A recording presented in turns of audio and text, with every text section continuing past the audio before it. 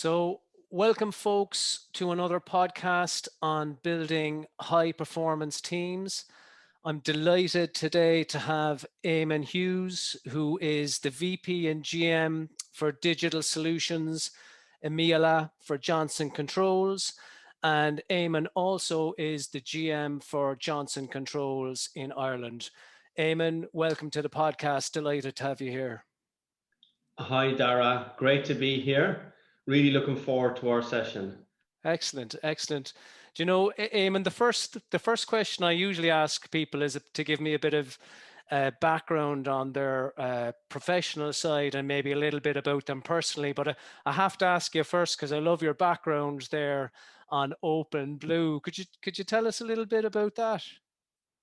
Yeah, sure. So we launched OpenBlue as a company about 2 months ago. It was actually launched by our CEO and CFO on our Q3 earnings announcement. And essentially, it's the rebranding or brand launch of digital for JCI, for Johnson Controls, into the market. And what it is it's a statement to the market about our capability from a connected point of view, from an IoT, big data, cloud, and application point of view, bringing all of that technology together under our solutions, under OpenBlue, into the market, into the smart buildings market. Yeah. Johnson Controls is now positioned as the world's largest smart building technology company, and OpenBlue is a key element behind that. So the beauty about it is that we can go into verticals. So for example, we can go with OpenBlue hospitals or OpenBlue campuses into education, or we can go into a solutions space. For example, we have something called OpenBlue Enterprise Manager, which meets the sustainability carbon needs of organizations, and it's a really exciting time for us, and very, very significant. So and it's great to be a part of it. Excellent, excellent. And I love the tagline. It's dead simple. It's just got a bit of a flow to it. OpenBlue, the blueprint for the future. I really like it. Amy, can you tell us a bit about yourself professionally, and maybe a little bit about yourself personally as well, the man Eamonn Hughes? Yeah, sure. So professionally, I suppose I wasn't born with the grey hair. Yeah, I feel your pain. So I've been around a little while, I suppose, but actually 30 years. So I've been in the technology business space for over 30 years. Very fortunate to have been so, and wasn't necessarily planned. So I did a degree in UCC in English and Maths, a BA degree, which was great. And the reason I chose those two subjects is because I liked them. And I was good at Maths, and I loved English. Very, very strange combination, but I think it's kind of stood me well, and it probably tells a bit about me, So part analytical and so on and so forth, but then the other part with the English stuff was kind of on the creative side, and I think that's a great mix to have in a business sense. But I also did a HDip in teaching, in education, and trained to be a teacher. And I picked up some great skills there, but decided I wasn't going to go into that profession for various reasons. I think actually those reasons were probably linked to where I ended up with myself, because I was kind of looking for an environment where you could excel and be rewarded for that. Right. And I'm not convinced that that's the case if you're a teacher, because it's very vocational, and I think it relies on that ethos. And the best teachers, it's like, we know them, we know who they are from our own experiences, are vocational. And I suppose I wasn't inclined to that, to be very honest. So I decided to not be a teacher, but then I didn't know what I was going to do, and I ended up actually in technology and IT, perhaps by chance. But I ended up doing I ended up doing a course with a company called Nixdorf that were ultimately bought by Siemens. They were one of the largest PC manufacturers in Europe at the time. They had a place in Bray. It was called a Centre of Advanced Technology. And I actually got into that centre, and I spent 7 months there learning a lot about technology and IT. And I just, I wasn't a coder, I wasn't a developer, because I didn't have what I would call the intense attention span that you need for that type of profession. You really need to hone in on the code. Right. But I did have a technical element to me, and I found myself understanding and liking messing around with operating systems and networks and things like that. But I also was fascinated by technology companies, even at that time, by IBM and Microsoft, and by their strategy. And these were early days for Microsoft, you know. So anyway, I went in then, and I one of the first companies I worked for was Boeing, the aerospace company, and I spent over 5 years with Boeing. I didn't know it at the time, but they were the largest IBM mainframe site in the world. They were a huge Cisco customer. So I was getting into the best of technology and experience, and I was flying around Europe at a young age, installing network systems and doing all sorts of very interesting stuff, and spending time in the US. And then I went into consultancy. So I worked for companies like Capgemini and Computer Sciences Corporation. By that time, I'd moved to the UK, so I was living in London, and started my own business. Had a consultancy company for 4 or 5 years, and then I did a startup in London for a Dutch organization. I started the UK office for a company called Tridion. They were a content management software company. They got bought over by a company called SDL, floated on the stock exchange, and then I joined a company called Teradata, which is a US data warehousing business intelligence company who had amazing technology. And I spent 14 years there, and had a great time. Tremendous organization, great experience. They were an S&P 500 company, and I ended up being the managing director for UK and Ireland. Had about 450 people, office in London and Manchester and Dublin. And then I left that company to do a startup in California, a company called Enlighted, and I was the VP for international for that company, which was where I ended up in the buildings space. That was about 5 years ago. Yeah. And that company was acquired in 2018 by Siemens, and then I joined Johnson Controls on the 1st of October 2019, which is just over a year ago, to build our business for digital in the EMEALA region. And it's been a tremendous time with JCI, I have to say. So look, that's a bit of a long-winded answer, but it gives you a good flavor, you know, of kind of the progression, I suppose, really, in relation to me and my career. And then on a personal basis, I'm married to Olive, and have been for quite a while. It's we had our 25th anniversary a couple of years ago. I've got two daughters, 22 and 20, both in third level, both great girls.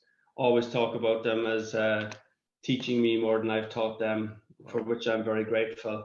And you know, live in the beautiful south coast of Cork, as you know, which has everything you know you could look for. And of course, we have a great, vibrant business community in Cork. We've got the airport, which sadly is not being utilised now too much because of COVID. And so on. So yeah, it's a good one. And I've got a dog as well. Where would you be without the dog? You know, you need to get out for a few walks. That's one thing I've learned over the years, and a few swims, as you know. So being very close to the sea is a great passion of mine. Has been for a few years now, and I also like to play golf. You know, we call these places the third place. You know, and it's very important for a person. I learned to have a third place. So you've got your work, you've got your family, and you're expected to play a role in those places. But Yeah. when you go to your third place, you can Yeah. just stop playing that role, and you can just be, what you want to be. And I think it's very important to have that kind of balance in your life. Absolutely. I've never heard someone describe it as the third place, but it makes absolute sense to me, and I totally get it. And that was a fantastic description and detail around your career, where you started to where you come from. I love the way that from the very beginning you did maths and English because you liked it. It was that's what I like, and kind of following your heart.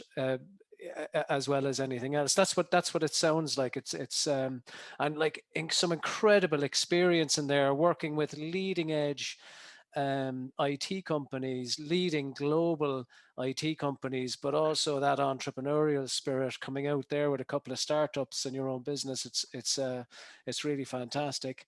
Eamon, I can tell even in the first few minutes that you've had so much experience in leadership and leading teams. Can you tell me a little bit about what it means to you to be a leader?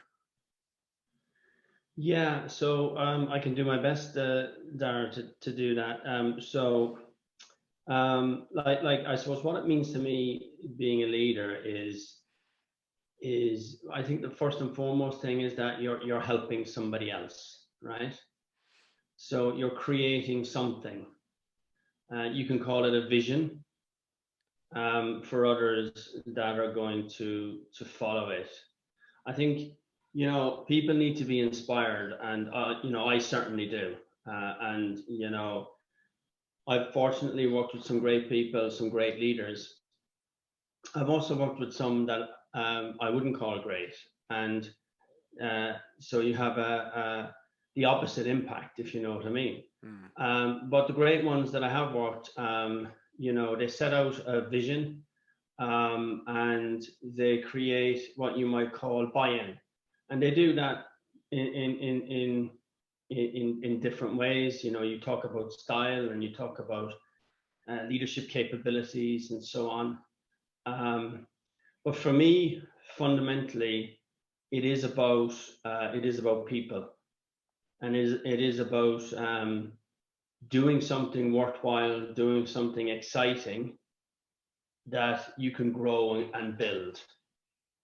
So I kind of figured out, that I like to build things and I like to grow things, and I don't mind doing it from scratch. Yeah.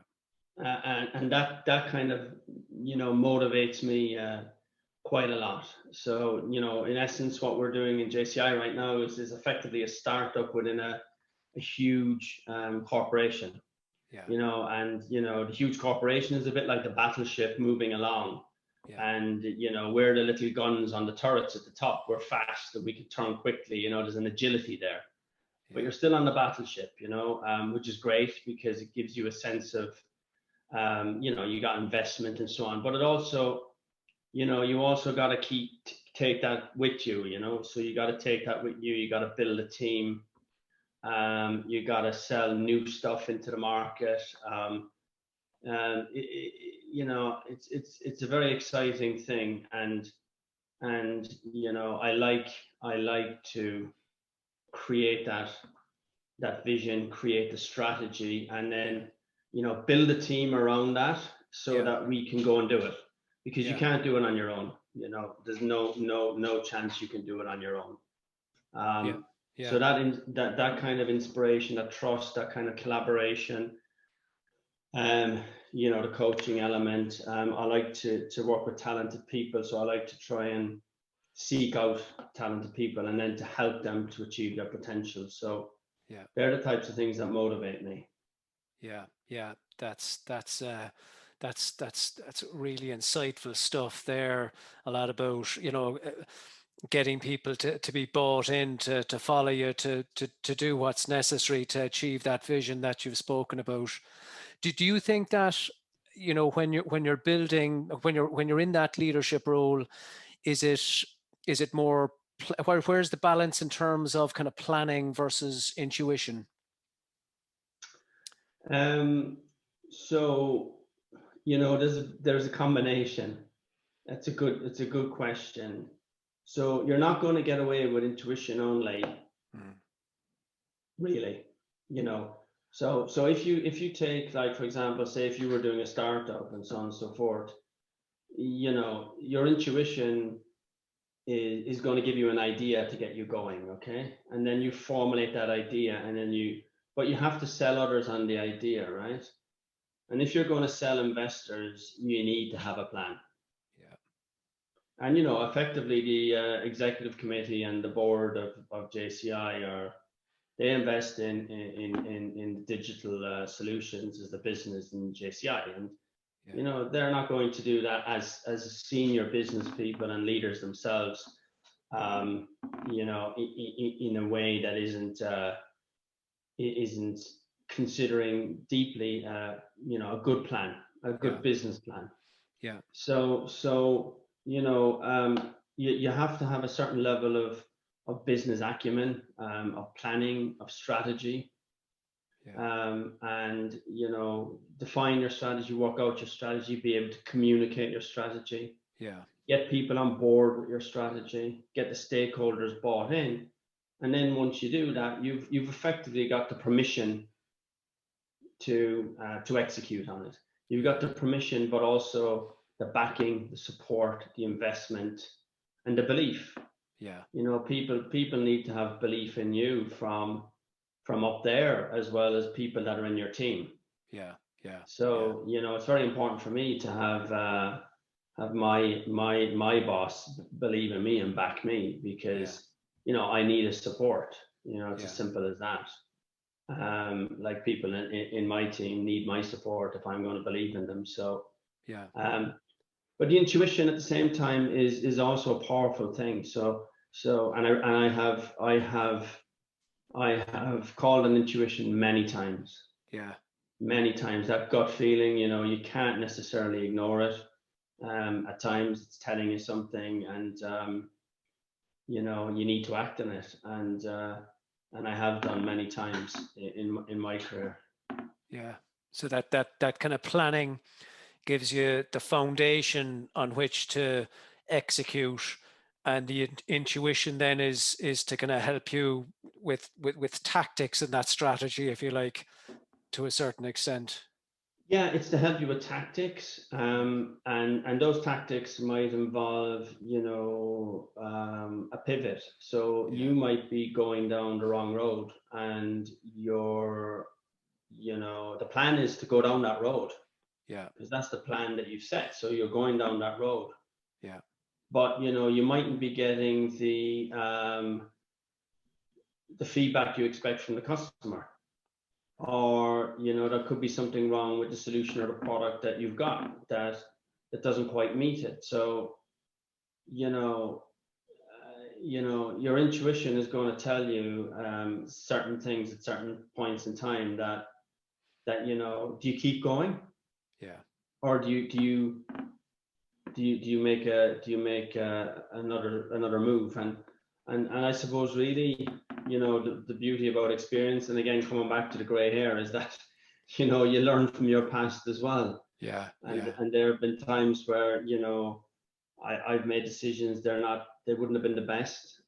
It mightn't have worked out, but I would have learned a lot from it, and that would feed into my intuition then, and experience, and then you kind of come to rely on certain things. But it does make sense as well, to check things on your intuition. It's particularly from people in your sphere, that you can respect an opinion, and you can sound them out, and then that's not a bad thing to do either, to get validation for your intuition, rather than kind of acting straight off, if you know what I mean.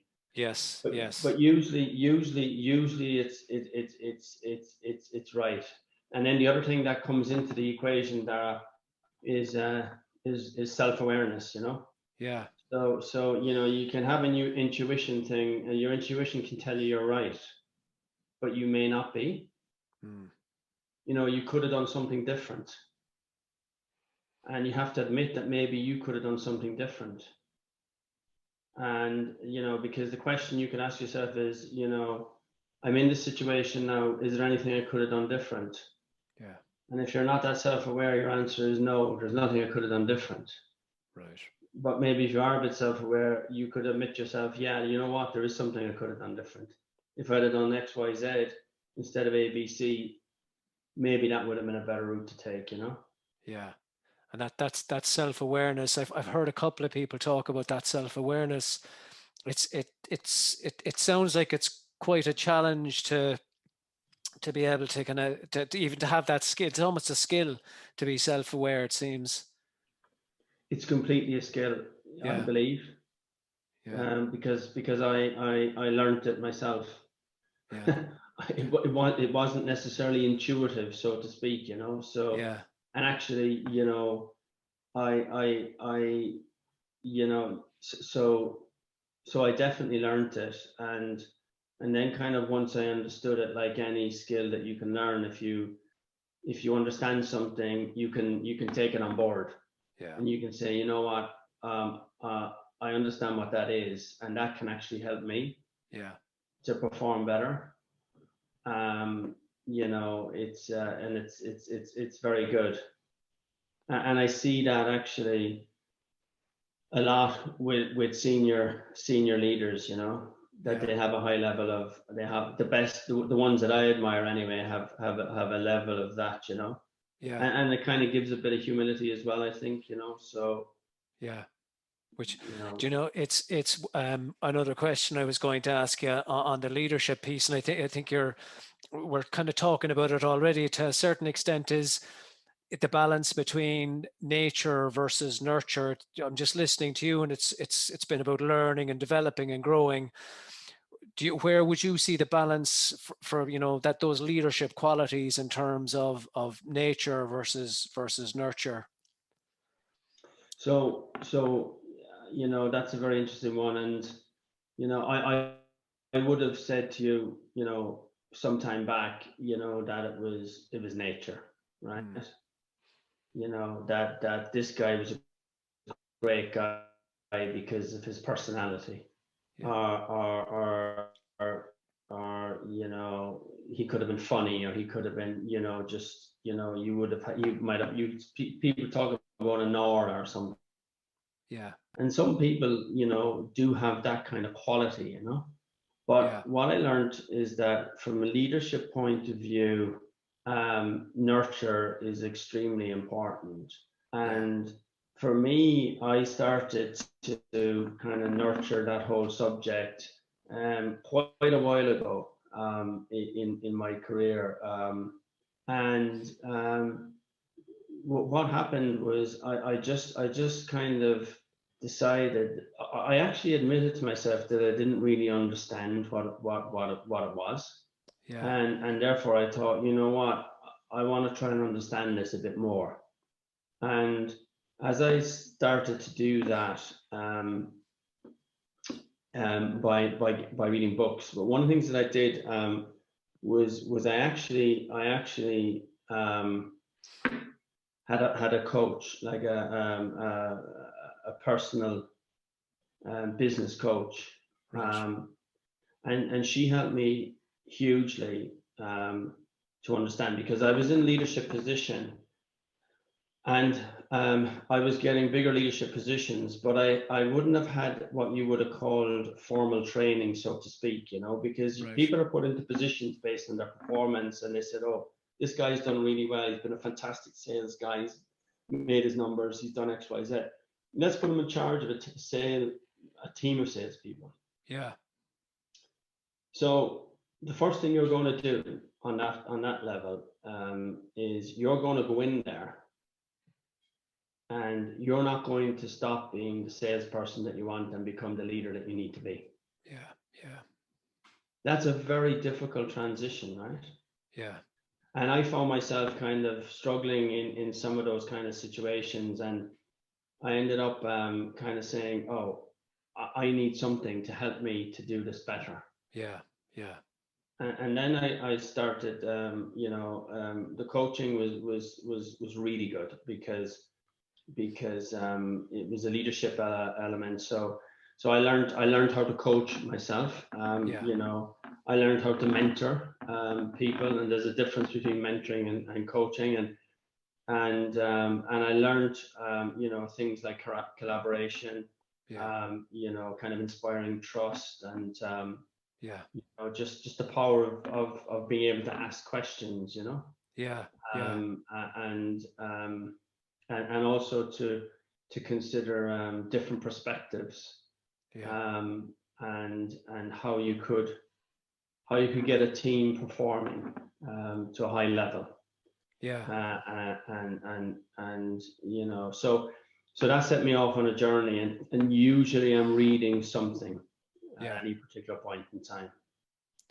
So I'm reading a great book at the moment called The Startup Way by Eric Ries. You may have heard of it. He I wrote know it. the Lean Startup, which I read some years ago, and Yeah. but now the Startup Way is so relevant to me in relation to what I'm doing within JCI and the entrepreneurial management that's needed within the context of a huge corporation, you know. So there's always something that you can learn. That's what I feel, and I like to think that, and it's important for me to work on myself, Yeah. because it just it kind of keeps me in tune, and I think it keeps you, you know, you're developing then all the time, so you can Yeah. kind of rise to the challenges and so on. So, but look, you know, nature and charisma and things like that are certainly bonus points, I would have thought, you know. Yeah. Yeah. And there's no denying that certain people have it. I mean, I don't know if you ever remember Eric Cantona when he came into Manchester United. Yeah. He was certainly one that had it, and Yeah. people followed him. I mean, the Yeah. whole team followed him, the whole city followed him, and Yeah. you know, he had it in spades. But, Yeah, yeah, incredible charisma, and no doubt some people just, as you say, that they do have an aura. Like it's wonderful to hear, Eamon, you talking about, I guess, a self-awareness about a need to develop further to enhance your own skill set, to be better at the job you're now in. You're not kind of relying on you're not resting on your laurels for work well done in the past. You've identified a new skill set to help you move forward. Very much in the nurture side of it, which is really really interesting. You know, you mentioned there, Eamon, about kind of building high performance teams, which kind of brings me on to my next question. What do you see? What do you think are the key characteristics of a high performance team? I'll answer that in a second. There's just one thing actually I should have mentioned in the last session. One of the best places to develop your leadership skills is from other people. And right now I'm in a very good position on that basis, because there's some people that I'm working with who I can learn a lot from, you know, and if you can find yourself into that situation, I would say always be looking out for that. Always be looking out for that, because that's a massive opportunity that you can take advantage of, I suppose. But the Yeah, characteristics of a high performing team. So really, I suppose. So clarity is very important, right? That kind of people know where they stand.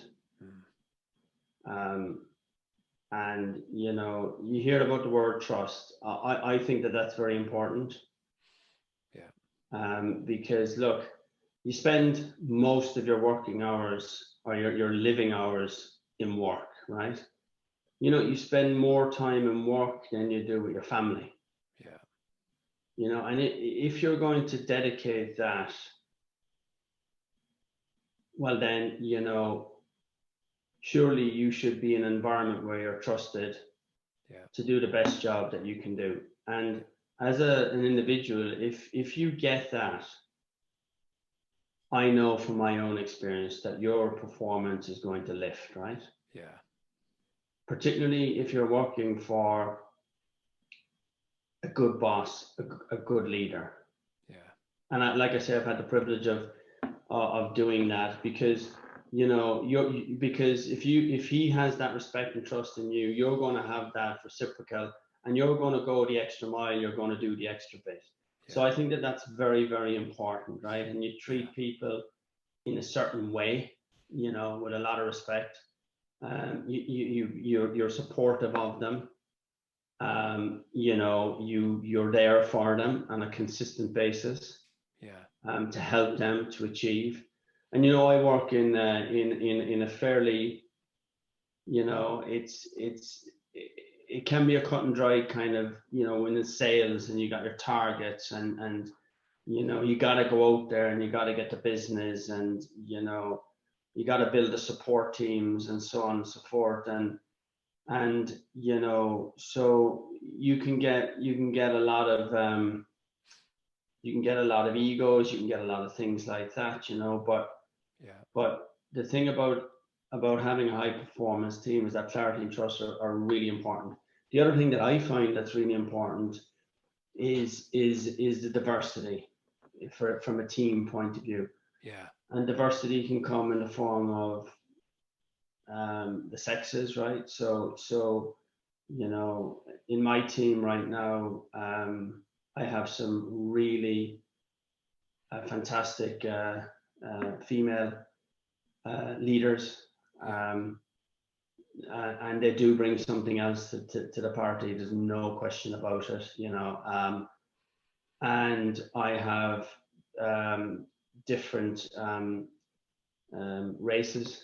I have a diverse team, geographically spread, so different cultures. And that combination can bring a lot to the performance of a team. In the teams that I build, typically they're competitive, so there's an inbuilt competitive element, which is fine, but it's not the be all and the end all, because that can be quite destructive actually in helping you to achieve what you want to achieve overall, particularly when you have a business at a particular point in time. From say a startup point of view, you want to have a lot of collaboration in your team. So you have to encourage that. And in JCI, we have one of our values is one team. And people understand that value, and that value is referred to quite a bit, one of the other values is purpose-led, so having these kind of values helps a lot. And then I would say, look, one of the things that comes with clarity there is accountability. So if you give people clear objectives and they understand where they stand and what their job is in relation to achievement, it gives them something to aim for, and that shouldn't be too complicated.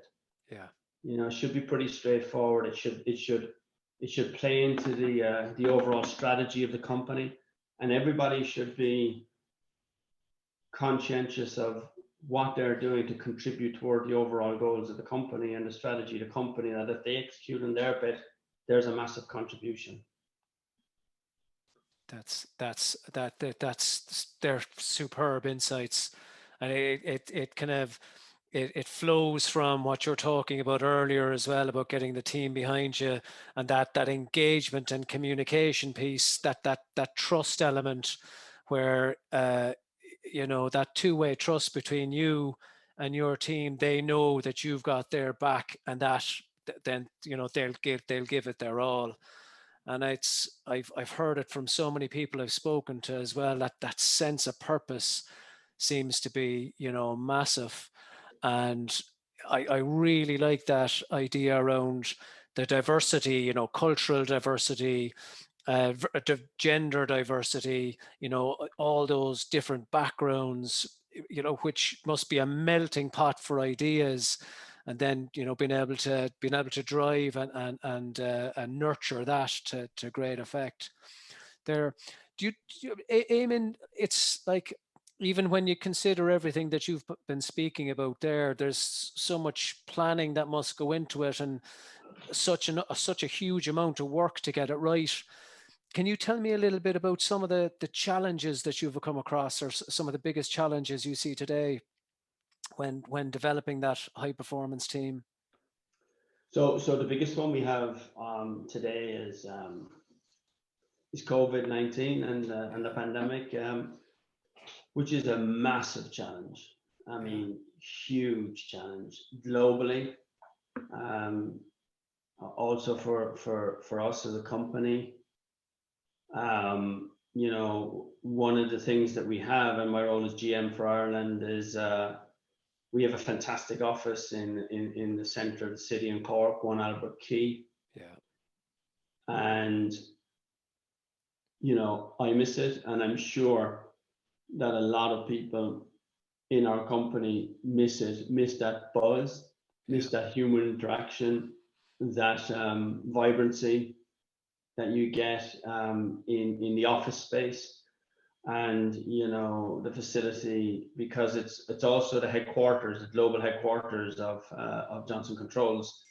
You know, was just a great place to go into work. You know, it was a great building. It had a lot of technology in it. We had it as the smartest building in Ireland, and I've just done a project actually in there to upgrade the whole building with all our latest digital technology, you know, including a contact tracing, full-blown COVID system, which you know, monitors and measures social distancing and all sorts of things. But wow.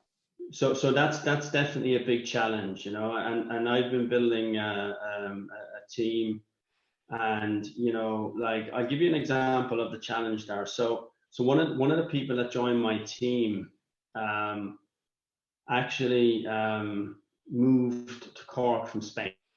Right. And he joined in January, and the plan was for his wife and 3 kids to follow in May when the school was over in Madrid, and then they were going to get their house in Cork and all that. You know, he spent 21 years in Spain. He was actually from Cork, so very happy to kind of be moving back and having that next phase of his life with his wife and his family. His wife is Spanish and so on. So come the week before St. Patrick's weekend, and COVID was kicking off, and he came to me and said, "Eamonn, I have to go to Madrid." You might remember Madrid was crazy at the time, you know, and he said, "My kids are getting very scared," and I said, "Go, just go. And we worry about it, you know, and you know, it won't be too long before you be back." Yeah. You know, this thing, we all thought that this thing we'd get over it and all that, and of course we haven't. Yeah. And you know, he's still working out of there, but it's fine, it's not a problem. So you know, we were hiring guys in Dubai, and you know, he couldn't start in Dubai. He had to start in Bangalore because he can't get into Dubai because they can't issue visas. Oh. So one of the things that I did very recently was I organized onboarding summits, virtual onboarding summits for new people in the company, to give them a few hours of leaders' time to get to understand the company, what's happening, and to help them to build their internal network to make them more effective. And that worked very well. That worked very well. I mean, you know, I had a workshop today, one of my meetings, with our partner, Microsoft in the Middle East, and there was, you know, 30 of us on the call. I was on a leadership call today. There was 100 of us on the call. You know, so it's like, look how we have adapted to this virtual world, right? Which is amazing, the resilience of human beings. But you know, I'm very conscious that we're entering into this phase now where things like mental health, fatigue, you know, it is a bit tougher, you know, particularly in a European context where we have the winter months and so on and so forth, and you know, we got the flu and the pressure in the healthcare system and all that. so there's lots of factors, lots of challenges on that basis. But this is an unprecedented challenge, this particular one for everyone. And I'm really proud of people in my team. We were doing things like virtual coffee shops and or coffee get-togethers and things like that, and just to kind of say, right, let's all get on a Zoom, get your coffee. We're not talking about work. Yeah. And we're talking about other things. And we were doing that for quite a while. And, I had people on that call from places like Brazil, from the US, and everybody was in the same boat. Yeah. It's just amazing, but, the reality is that we found we are busier than ever. Yeah. I mean, literally, there are days where you have back-to-back meetings, you're going from one to another, and it's like, and, that's the new normal now.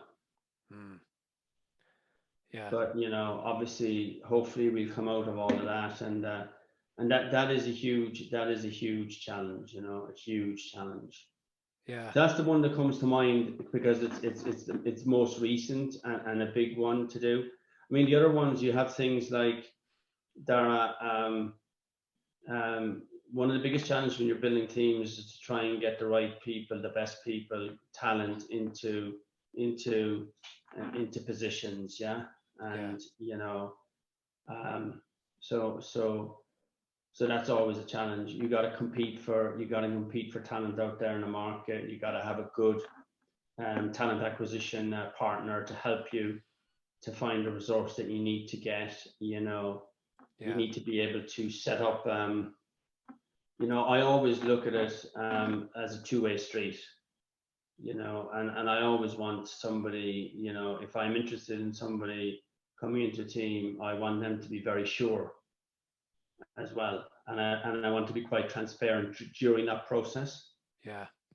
So I will never paint a bed of roses. Yeah. For anybody coming into a team that I'm building, because it's not like that. Yeah. Because there's always challenges, and we're always trying to do something,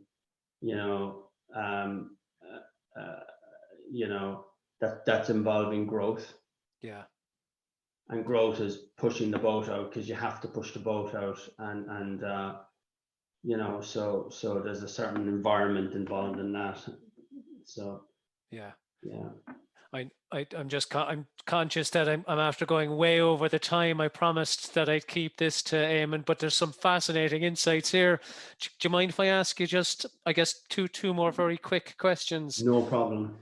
I guess, like, I think it's really interesting to hear about how you're running those kind of workshops and just getting people, to come online and not talk about work. Let's just get together and kind of have like a water cooler conversation, if you like, just something just to make it a bit more normal. Do you think the kind of fundamentals of building high performance teams has changed in this kind of remote work era? We're probably never going to go back all the way back to where we were before. And like, I'm presuming from here on in, it's always going to be an element. Even when COVID is gone, there'll always be a strong element of remote work. Do you think we need to start rethinking how we lead and how we build those high performance teams, or is it just about reapplying the same fundamentals in a different way? One of the things I would say is it's harder, right? But it's still possible, very possible in my experience, right? And the reason why it's still possible is because of the technology. Right? The technology has enabled us to connect. Like you and I are doing tonight. We're not in the same room, but we're still connecting, right? We can see each other, we can talk to each other. I can understand what you're saying. There's still some element of body language. Yeah. Of course, it's not the same as meeting face to face, right? Yeah. It just isn't. But it does enable us to do a huge amount. And we can still the technology is fantastic. So I use chat all the time on Teams to just ping somebody a message. Yeah. And there's communication, and it's back and forth, right? And if we need to get on a call, we can do it quickly. And and then we got the visual element associated with it as well. Yeah. And we're all in the same boat. So the technology, Zoom and Teams, in particular, have been a massive enabler because the world keeps ticking around. The sun keeps coming up, it keeps going down, right? And that means that in between that time, there's stuff to be done. And basically we can do it. So and now you're having customer meetings. Virtual customer meetings are becoming normal. Because you can't have them face to face, and customers expect that, and partners expect it. And so we've adapted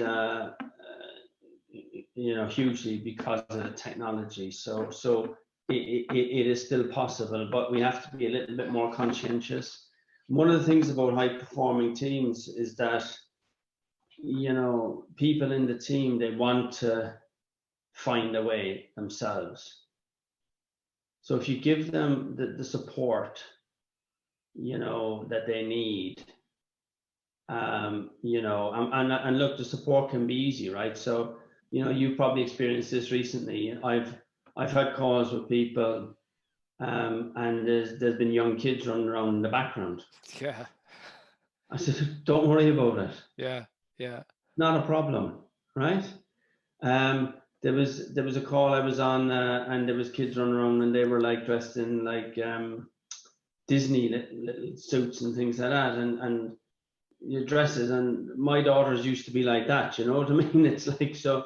Yeah. So I know what it's like. It's been very difficult for people. So Yeah. so you need to give a little bit of leeway. Yeah. Yeah. You need to have that kind of respect, right? Because people will pay it back. Yeah. So if somebody wants to go to the doctor and all that kind of stuff, and go to the dentist, Yeah. not a big deal. Yeah. Yeah. People will put in the graft, put in the hours. If you want to start a little bit late and finish a bit late, if you want to start early, and you should have this leeway. And the remote working and mobile working, people are getting used to it. We did a survey in our company, and a lot of people want to have this as part of the future, but they want to have a mix, and they want to have the option. Yeah. And I think companies will probably be a lot more flexible once we get back to, you come out of COVID, a bit more flexible in relation to, your office space. I think the mix will be a lot more flexible, because it's what people are looking for and what they need. So yeah, yeah, that's gas. That's gas. And I've had my own kids joining me on calls, and glad they haven't come in yet this evening. I've got away with it, but I found it's actually almost brought more of a human element into the work environment. People's guards are maybe a little bit down, which is great, because like you say, it seems to help that connection piece. yeah. The very last thing I'll ask you, Eamonn, then I promise I'll let you go, is, and we've been talking about it around kind of the technology that's there today. Are there kind of a set of must-have technologies you think that leaders and teams should be utilizing in order to get the best out of this kind of remote work era? I mean, you mentioned Teams and Zoom, which there seems like a given, those kind of really good quality teleconference applications. Yeah, and have I mean, I've got a decent HD kind of camera. I have a Jabra speaker, so I can discuss things. Now I'm very fortunate in my situation, in that I've got an office in my house. Okay. Yeah. So like yourself there, with the headset, when the small kids and things like that, people in apartments that I work with a lot in big cities all over the world, because that's where they can tune in. Yeah. So to have a good headset, to have a good, invest in that, have equipment, get a decent, chair for yourself, try and be comfortable, and all these kind of things, get a good screen and, because you're going to spend so much time, looking at it. Of course, it's important that you try and get your bit of exercise, get out for some fresh air and things like that. Goes without saying,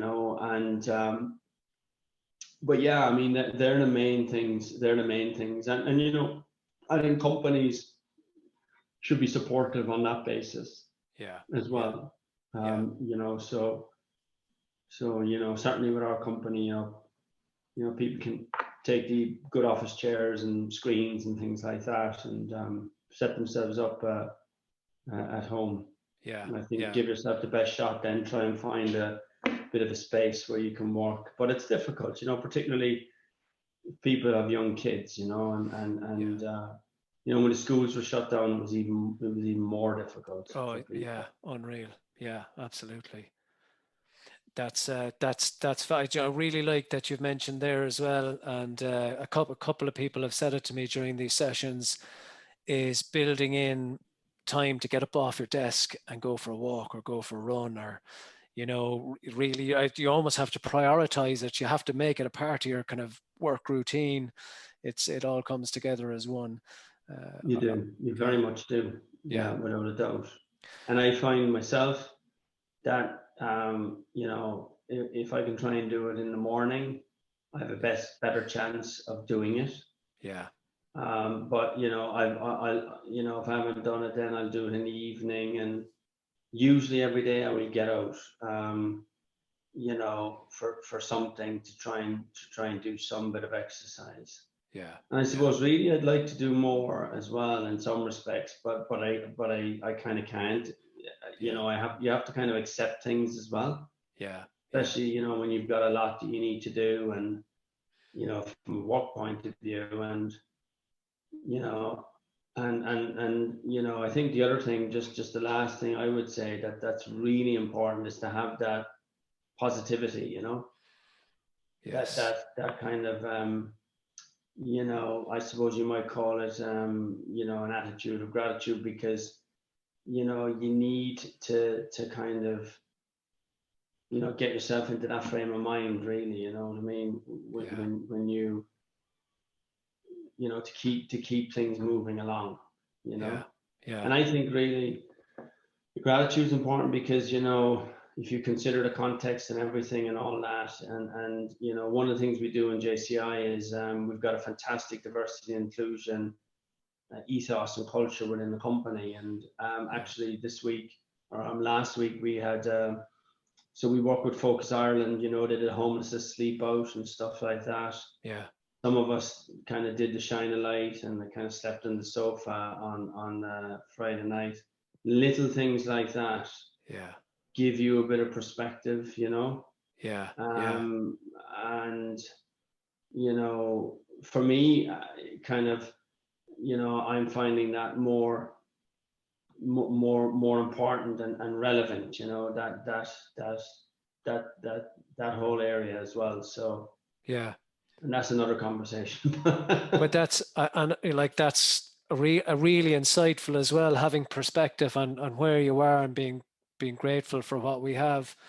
It's all too easy to forget when you're kind of wrapped up in and you're so busy and you're focused on yourself, to see what it's like for for other people who aren't as lucky as you and I and many other people who'll probably be watching this. Yeah. Eamonn, this has been an absolutely fantastic conversation. I know I've kept you way longer than I said I would. It's been really insightful. I'm sure anyone who's seen this will get so much out of it. So I just like to say thank you so much again for your time this evening. It's been superb. Thank you as well. It's been very, very enjoyable to have this chat with you. Really appreciated it. Thank you very much, and it's great to be here with you and have the chat. Thanks a lot. Excellent.